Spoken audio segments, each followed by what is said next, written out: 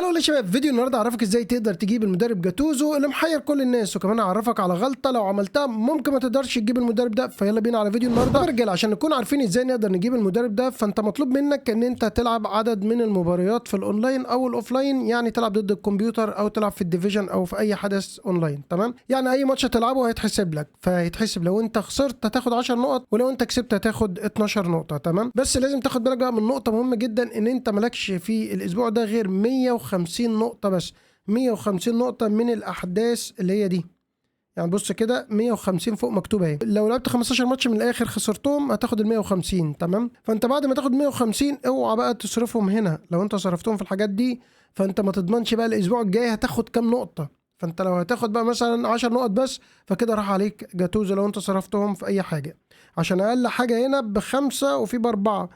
فأنت لو صرفت مثلا ب20 فأنت هيبقى 140 وتاخد 10 ب 150، او 130 و10 يبقى 140. فالعمليه مش هتبقى تمام عشان المدرب ب 160.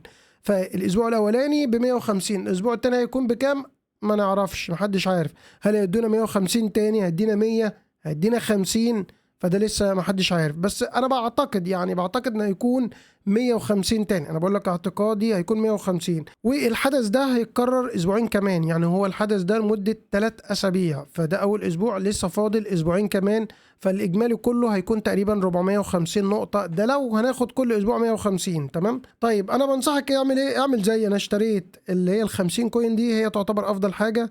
اشتريتها ب50 فاتخصم زي ما انتم شايفين كده، هبعد لك الصوره، بقى معايا 110.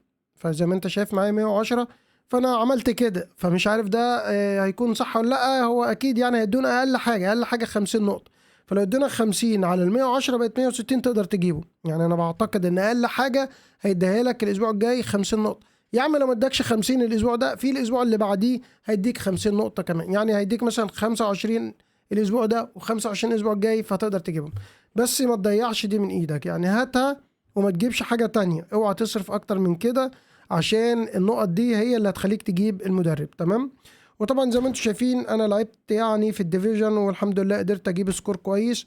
وكولر بصراحة يا جماعة اسلوبه حلو جدا، ولاعب ما يتعوضش بصراحة. بصوا لعب معايا 16 ماتش جايب 25 جول. ونيتو لعب معايا كام ماتش؟ لعب معايا 12 ماتش وعمل اسيست في 11. بصراحة اللاعبين كويسين جدا، وان شاء الله لسه هنكمل على الباكج. بس ما تنساش بقى تشترك معانا وتفعل زر الجرس ده كده على الكل، وانتظرونا في فيديو جديد. لو عندك اي سؤال او اي استفسار اكتبوا لي تحت في الكومنت.